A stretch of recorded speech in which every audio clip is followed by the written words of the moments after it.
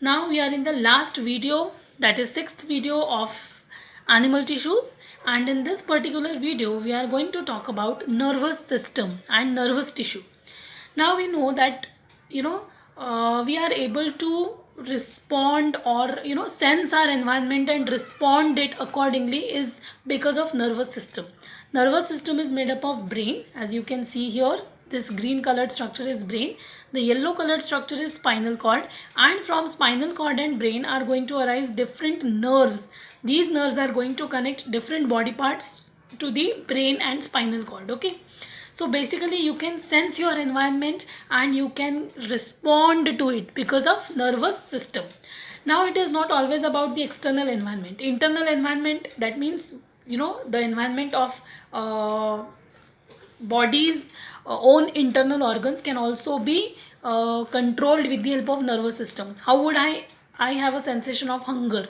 Okay, some kind of message is given to the brain where I can feel, oh, I'm hungry. Okay, so all your internal and external environment is sensed with the help of nervous system, and the organs in the nervous system are brain, spinal cord and nerves.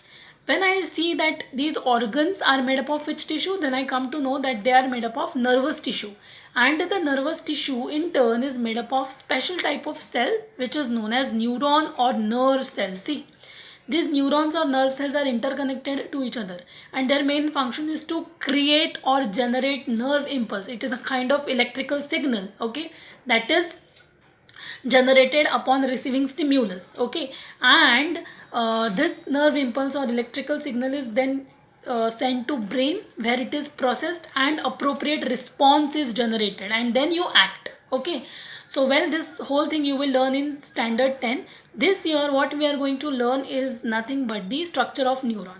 So now let us start with the structure of neuron. Now basically each neuron or nerve cell has a star shaped structure which is known as cell body. Let me use pointer here. Yes, so this star shaped structure is known as you can see here, this star shaped structure is known as cell body. This is whole is cell body. Okay, now this cell body has cytoplasm and nucleus in it. Now this cell body shows presence of many extensions like this. These all small extensions are known as dendrons or dendrites. Okay, and there is one more long elongated extension.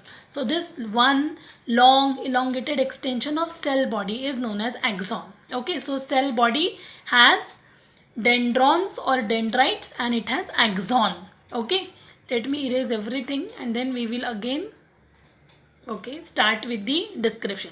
So cell body we have seen. What is the function of dendrites? Dendrites function is to receive the signal or stimulus. Okay, for example, if my hand is pricked with needle, I can feel it with the help of receptors, and then those receptors will transfer that information to dendrite. So this first neuron in the nerve is stimulated, and then the cell body will generate nerve impulse, and this nerve impulse is then transferred or conducted through axon. So conduction of nerve impulse is the function of axon. From all the way this electrical signal will be transferred or conducted from axon towards its end. Now at its end you can see that axon has many branches, many terminal branches. These branches are known as nerve endings. Okay, and each nerve ending is going to end up with a knob like structure. If suppose this is one nerve ending, it is going to end up with a knob like structure which is known as axon terminal. Okay, or axonic knob. And this axonic knob is filled with substances like neurotransmitters. Now what is the function of it? Let me tell you. Now again you imagine a situation that electrical signal has reached the axonic knob. Now this neuron is in contact with another neuron. You can see here. But there is small gap in between these two neurons. This gap is known as synapse. So the meeting point of two adjacent neurons or junction of the two neurons is known as synapse. Now see, the information is with this first neuron, right? How would it give this information to the second neuron? Through synapse. How? Through these neurotransmitters. If suppose the electrical signal has reached here, to the axonic knob.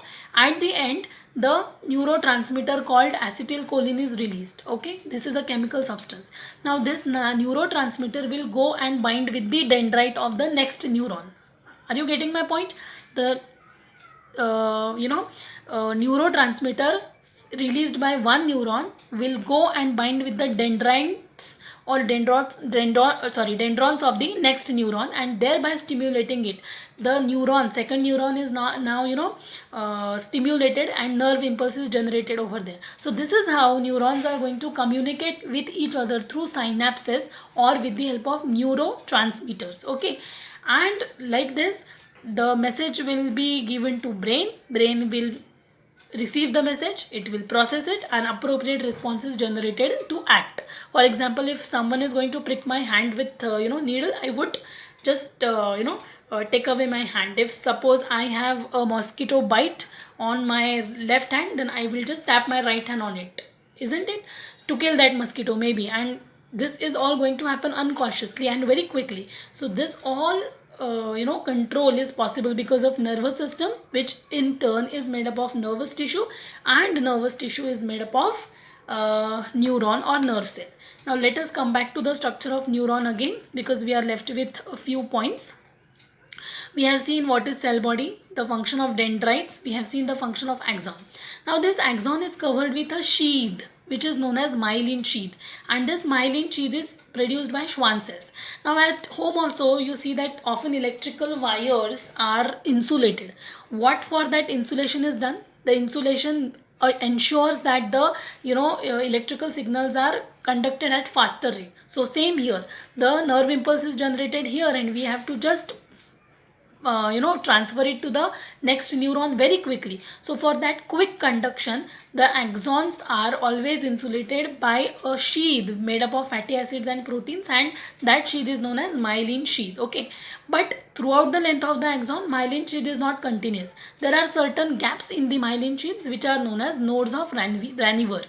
So these nodes are the natural gaps in the myelin sheath. Okay, so thereby here we finish the structure of neuron and our last video in the series of animal tissues.